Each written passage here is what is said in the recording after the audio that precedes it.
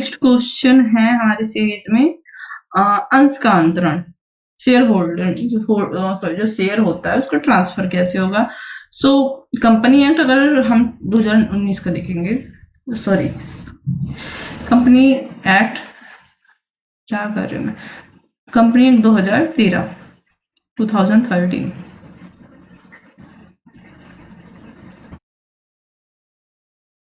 2013 I think, थोड़ा सा तिरछा है, ओके ठीक है। तो अंश को ट्रांसफर किया जाता है। सबसे जरूरी है कि लाभ कमाने के लिए हम क्यों करते हैं ट्रांसफर, अंश को ट्रांसफर करने का कारण क्या है, तो हमें कारण तो पता होना चाहिए ना। तो जैसे कि लाभ हो गया, अगर हम शेयर को बेचेंगे नहीं तो कंपनी लाभ कैसे कमाएगी, है ना। किसी को बेचेगी, फिर वो किसी को बेचेगा, है ना। कोई शेयर होल्डर लेकर रखा है, उसको निवेश से हटना है, उसको निकलना है, एग्जिट करना है, ठीक है। तो कैसे करेगा, शेयर अपना शेयर बेचकर करेगा, ठीक है। पारिवारिक व्यवसाय मान लो किसी का है वो, और वो उसमें उत्तराधिकार में अपना वो किसी को देना चाहता है शेयर होल्डर, ओके। कंपनी के हिस्सेदारी का पुनर्गठन करने के लिए, जो कंपनी में हिस्सेदारी होती है, सबकी पार्टनर्स होते हैं, हो सकता है किसी का कम ज्यादा हो, तो उसका पुनर्गठन करने के लिए, ओके। और अन्य वित्तीय आवश्यकताओं के लिए और अन्य कारणों से शेयर होल्डर को शेयर को बेचना आवश्यक होता है। शेयर होल्डर को नहीं बेचना है, ठीक है। शेयर को बेचना है और जिसको बेचेंगे वो शेयर होल्डर हो जाएगा, ठीक है ना। क्या अंश शेयर को ट्रांसफर करने पर कोई प्रतिबंध है। देखो सेक्शन 56 हम इसके लिए कंपनी एक्ट का देख सकते हैं, ठीक है। हाँ, तो हम क्या करते हैं कि शेयर को बेचने पर प्रतिबंध है, ठीक। कुछ नियम हैं और हम दोनों नियम देख लेते हैं, प्राइवेट कंपनी का भी और पब्लिक कंपनी का भी, ठीक है। तो प्राइवेट कंपनी का देखो, प्राइवेट कंपनी जो होती है छोटी संस्था होती है ना, प्राइवेट लोग मिलकर शुरू करते हैं, ओके। तो मोस्टली अपने लेखा पत्र में ये लिखे होते हैं कि नियम क्या होंगे अगर उनको अपना शेयर बेचना होगा, ठीक है, ओके। अपने आर्टिकल ऑफ एसोसिएशन में इसका उल्लेख किए रहते हैं, ठीक है। उसके अलावा एक चीज ये और फॉलो करते हैं जिसको कहते हैं प्रीएम्प्टिव राइट्स, ओके। आप इसको ऐसे इंग्लिश में लिखना हो तो इंग्लिश में, और हिंदी में तो नोट्स में दिया ही है तुम लोग के, है ना, वहीं पे हाईलाइट कर रहा, पता है हमको। इसका मतलब क्या होता है, देखो एक, लेकिन मुस्लिम लॉ में नहीं जाएंगे, ठीक है। इसका मतलब होता है कि अगर शेयर का अंश बेचना है, क्या मैं कह रही हूँ, अगर कंपनी का अंश बेचना है, कंपनी का शेयर बेचना है, तो जो पहले से शेयर होल्डर हैं उनको पहले पूछा जाएगा, ठीक है।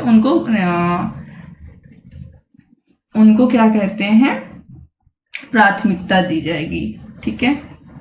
क्या दी जाएगी, प्राथमिकता दी जाएगी। अगर पहले से जो शेयर होल्डर्स हैं वो और शेयर नहीं खरीदना चाहते, तब हम किसी और को बेच सकते हैं, ठीक है। उसके अलावा जो बोर्ड ऑफ डायरेक्टर होते हैं, ठीक है, वो अंशों को, अंतरण को, या शेयर जो है, जो अंश और शेयर दोनों बोल देने से कंफ्यूजन में, जो शेयर को ट्रांसफर को या शेयर के अंतरण को मंजूरी दे भी सकते हैं कि ठीक है आप ट्रांसफर हो जाएगा, और मंजूरी नहीं भी दे सकते, अस्वीकार भी कर सकते हैं, ठीक है। और कुछ मामलों में जो शेयर होल्डर्स शेयर जो है प्राइवेट कंपनियों में सिर्फ कंपनी के सदस्यों तक ही सीमित रहता है, और इसका वर्णन उनके एसोसिएशन, आर्टिकल ऑफ एसोसिएशन में रहता है, ठीक है, और मेमोरेंडम ऑफ एसोसिएशन में भी रहता है, ठीक है। नियम उनके सारे लिखे रहते हैं, ओके। अब देखते हैं दूसरा, सार्वजनिक कंपनी के बारे में। तो सार्वजनिक कंपनियों में साधारणता शेयर सबके लिए खुले होते हैं, ये हम भी जानते हैं, आप भी जानते हो, ठीक है। सार्वजनिक कंपनी में शेयर जो है सबके लिए खुले होते हैं। आजकल तो इतना सारा ऐप है, आप ऐप से भी शेयर खरीद सकते हो, है ना, ठीक है। बट कुछ दिशा निर्देशों का पालन करना होता है, जैसे कि सेबी, ठीक है, ओके, स्टॉक एक्सचेंज नियमों का पालन करने के लिए, ओके, कंपनी के मेमोरेंडम में और आर्टिकल्स में जो नियम लिखे होते हैं, लिखा पत्र में जो नियम लिखे होते हैं, उनको फॉलो करने के लिए उनको फॉलो करना होगा, उसके बाहर आप नहीं जा सकते, ठीक है।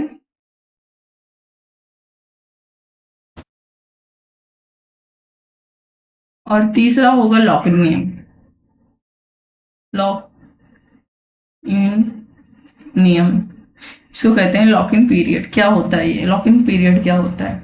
अब देखो, कुछ पब्लिक कंपनीज में ये होता है कि जो निवेशक या प्रमोटर टाइप के लोग होते हैं कंपनी के, ठीक है, सार्वजनिक निगम है, बड़ी कंपनी है, ठीक है, तो कुछ लोग प्रमोटर हो सकते हैं कंपनी के या बड़े निवेशक हो सकते हैं। इन्होंने क्या किया, बड़ा निवेश कर लिया है, ठीक है, तो कुछ लोग क्या करते हैं, ढेर सारा खरीद लिया और दूसरे दिन उसको बेच देंगे कंपनी को डुबाने की चाहत में, है ना। तो कंपनी कहती है ऐसा नहीं कर सकते आप ना, एक निश्चित अवधि तक खरीद तो लिया आपने, आए तो अपने मर्जी से हो जाओगे, हमारी मर्जी से। एक निश्चित अवधि होती है, उसका वर्णन होता है जब वो खरीदते हैं शेयर्स उसमें, और इसके बाद ही आप बेचोगे किसी अन्य को, अर्थात ट्रांसफर करोगे, ठीक है, ओके। अब ट्रांसफर से संबंधित कुछ अन्य नियम भी हैं, वो भी देख लेते हैं। तो थर्ड नियम जो होगा वो होगा ट्रांसफर से संबंधित कुछ कानूनी नियम भी हैं, वो भी देख लेते हैं। तो कानूनी नियम के लिए सबसे अच्छा है, हम देखते हैं सेक्शन 56 ऑफ कंपनी एक्ट, ठीक, 2013 का। सबसे पहला बात यह है कि अगर आप ट्रांसफर कर रहे हो, शेयर ट्रांसफर कर रहे हो, ठीक है, आपको डॉक्यूमेंट्स बनाना पड़ेगा, उचित प्रक्रिया प्रोसीजर फॉलो करना पड़ेगा, डॉक्यूमेंट भी बनाना पड़ेगा, आवश्यक डॉक्यूमेंट भी बनाने पड़ेंगे, आप ऐसे फॉलो नहीं कर सकते हैं। अगर शेयर जिसको ट्रांसफर किया जा रहा है वो नाबालिग है तो उसके लिए अलग से रूल लागू होंगे, ठीक है। अगर जो भी कर नियम है, जो भी टैक्स है, जैसे कि स्टाम्प ड्यूटी वगैरह हो गया, ठीक है, या कैपिटल हो गया टैक्स हो गया, या जो भी टैक्स है, ठीक है, जो भी टैक्स आवश्यक टैक्स हैं, तो सिर्फ इतना लिख लेना, एग्जाम्पल नहीं याद करना, जो भी आवश्यक टैक्स हैं, जो भी है वो आपको चुकाना होगा, क्योंकि कई बार शेयर होल्डर्स जब शेयर बेचते हैं तो उनको फायदा होता है, तो इनकम में आता है, तो आपको क्या चुकाना होगा, टैक्स चुकाना होगा। कुछ अन्य प्रतिबंध भी हो सकते हैं, ठीक है, अन्य प्रतिबंध, अच्छा, अन्य प्रतिबंध हम यहाँ नहीं देखेंगे, अन्य प्रतिबंध हम अलग से देख लेते हैं। अन्य प्रतिबंध क्या हो सकते हैं?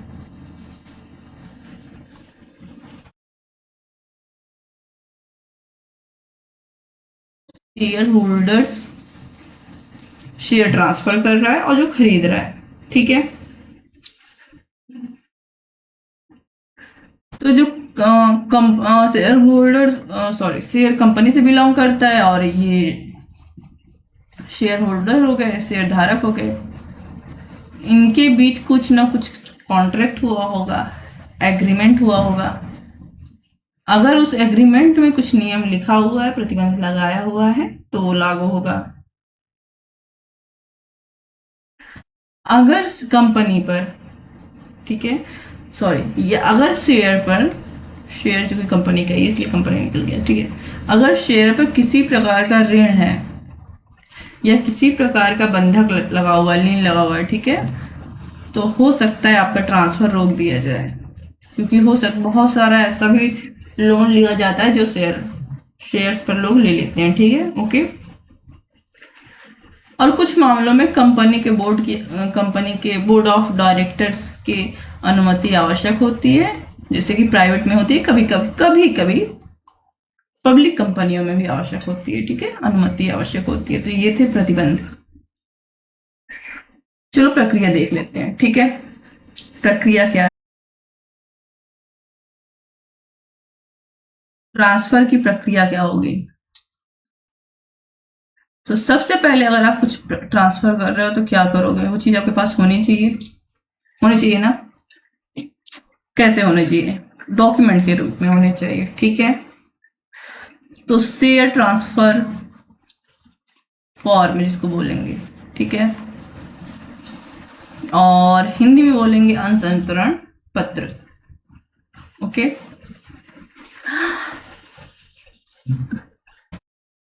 तो दूसरा एक नाम है, नाम होगा सिक्योरिटीज। क्यों लिख रहे हैं बता रहे हैं, सिक्योरिटीज ट्रांसफर फॉर्म।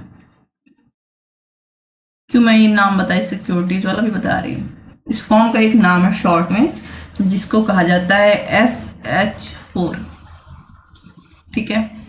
ओके, अगर आप ट्रांसफर कर रहे हैं तो ये फॉर्म आपको भरना पड़ेगा। पहला प्रक्रिया ये है। जैसे हम स्कूल में एडमिशन वगैरह लेने जाते हैं, ठीक है, क्या क्या लिखते हैं? अपना नाम, स्कूल का नाम, प्रमाण पत्र, विवरण, विचार, कितनी फीस है, ठीक है। ओके, क्या लिखना पड़ेगा आपको? सारी आवश्यक जानकारी लिखनी होगी, ठीक है।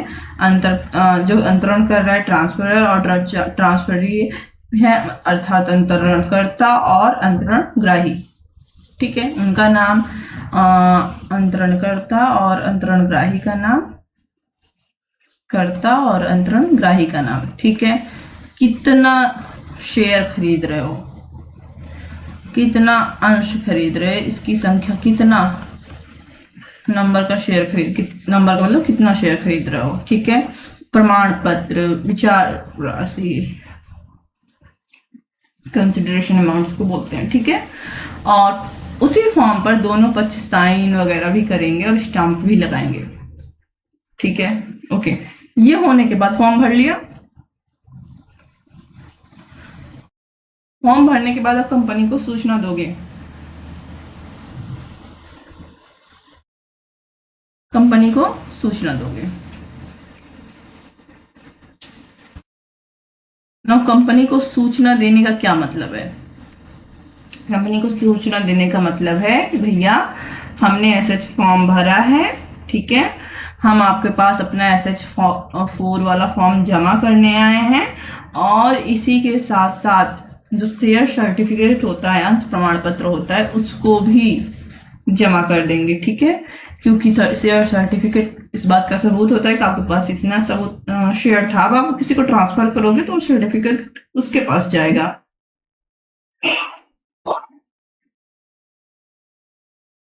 और अगर आपके पास सर्टिफिकेट नहीं है, डिपॉजिटरी पार्टिसिपेंट में है आपके पास, ठीक है, अनसेटिलमेंट के रूप में, तो ठीक है, उतना तुमको नहीं समझना है। तुम लोग अभी पूछोगे मैम वो क्या है, ठीक है, वो भी एक रूप होता है अंशधारक का, ठीक है। इसके बाद बोर्ड की मंजूरी आवश्यक होती है। चलो शॉर्ट में बताते हैं तुमको, ज्यादा अंदर नहीं जाते।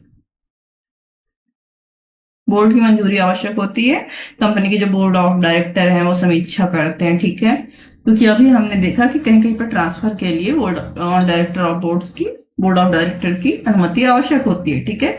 वो चाहे तो उसको अस्वीकार भी कर सकता है। ओके, प्राइवेट कंपनी में प्रक्रिया थोड़ी सी कठिन होती है, सार्वजनिक पब्लिक कंपनी में थोड़ी सी इजी होती है, बहुत इजी होती है, ठीक है। अगर मंजूरी मिल गई तो मंजूरी के बाद क्या करेंगे, ठीक है, रजिस्ट्रेशन होगा। रजिस्ट्रेशन कराएंगे किसके नाम का? एक रजिस्टर होता है, रजिस्टर ऑफ मेंबर्स। वहां पर आप जो नया शेयर होल्डर है, जिसने ग्रहण किया था, अंतर्ग्राही, ठीक है, उसको नाम को रजिस्टर कराओगे, ठीक है। नया प्रमाण पत्र जारी करोगे या नया डीमेट खाता उसको ट्रांसफर होगा। ओके, नया शेयर होल्ड का प्रमाण पत्र, ये हो गया। अगर कोई टैक्स है, कोई कर है, कोई ड्यूटी है, तो उसको जमा करना पड़ेगा, ठीक है। कोई स्टाम्प ड्यूटी यहाँ लिखते हैं, तो फिर तुम लोग कंफ्यूज हो जाओगे मैम क्या ड्यूटी होती है उसकी, बताओ। कोई स्टाम्प ड्यूटी होती है तो उसको आपको जमा करना पड़ेगा, ठीक है।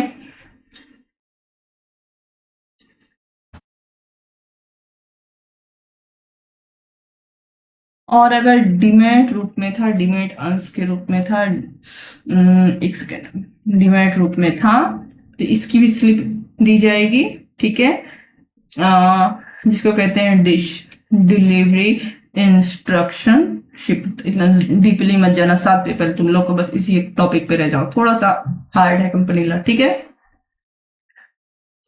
ओके, ये है तुम्हारा लास्ट आंसर, लास्ट आंसर नहीं, इसके बाद और भी आंसर है। ओके